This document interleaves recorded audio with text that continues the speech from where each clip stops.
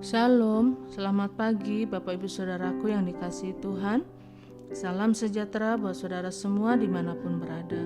Saya mengajak Bapak Ibu Saudara untuk kembali bersaat teduh dan berdoa dalam renungan penuntun kehidupan setiap hari.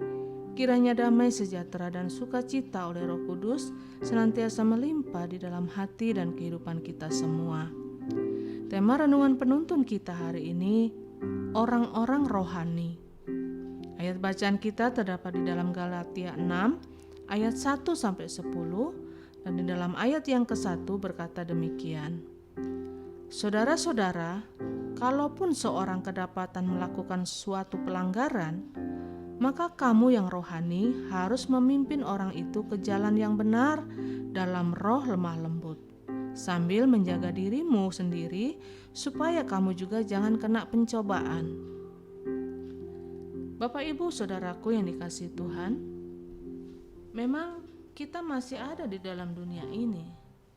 Tetapi tahukah kita bahwa kita tidak berjuang secara duniawi? Artinya kita masih ada di dunia, tetapi kita bukan orang-orang duniawi yang terikat dengan dunia ini. Menjadi orang-orang rohani bukan berarti kita harus terlibat 24 jam dalam kegiatan-kegiatan rohani atau kegiatan-kegiatan gereja.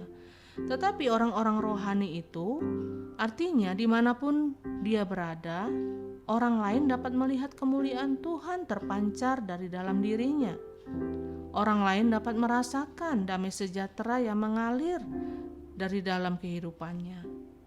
Jadi apa sebetulnya ciri hidup orang-orang rohani? Nah, dari ayat bacaan kita hari ini kita belajar ada beberapa hal ciri dari orang-orang rohani. Yang pertama, orang-orang rohani akan hidup dengan roh yang lemah lembut. Dalam ayat yang pertama dikatakan, ini tidak berarti dia bukan orang yang tegas. Ini bukan berarti dia orang yang tidak punya prinsip.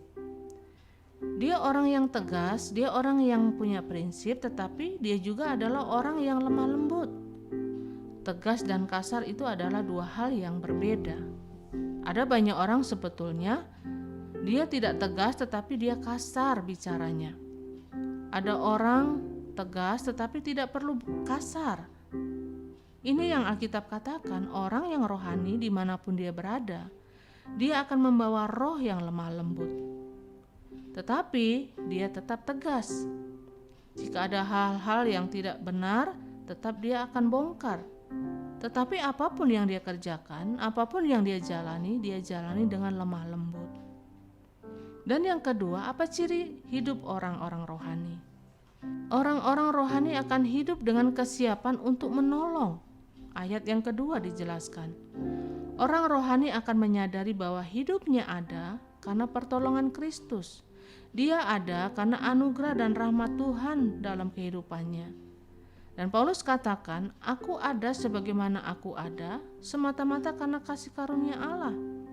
Berarti Paulus menyadari juga bahwa kalau dirinya ada sebagaimana dia ada, hanyalah karena pertolongan dan kasih karunia Tuhan.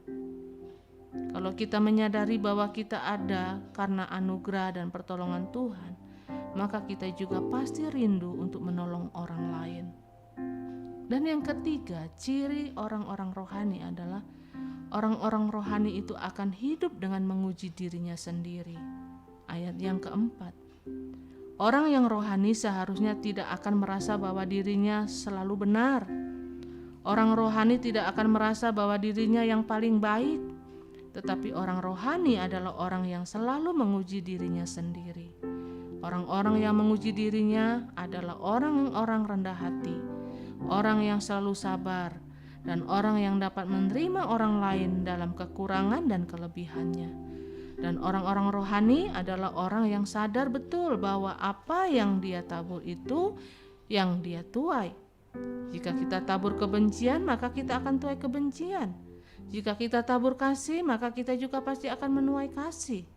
Ayat yang ke-7 dijelaskan. Nah, karena itu Bapak Ibu Saudaraku yang dikasihi Tuhan, ingatlah bahwa hidup rohani bukan tergantung berapa lama kita ada di dalam gereja, Tetapi hidup rohani adalah bagaimana kita dapat membawa gereja, membawa bait Allah ke dalam kehidupan kita sendiri, supaya lewat hidup kita nama Tuhan dipermuliakan.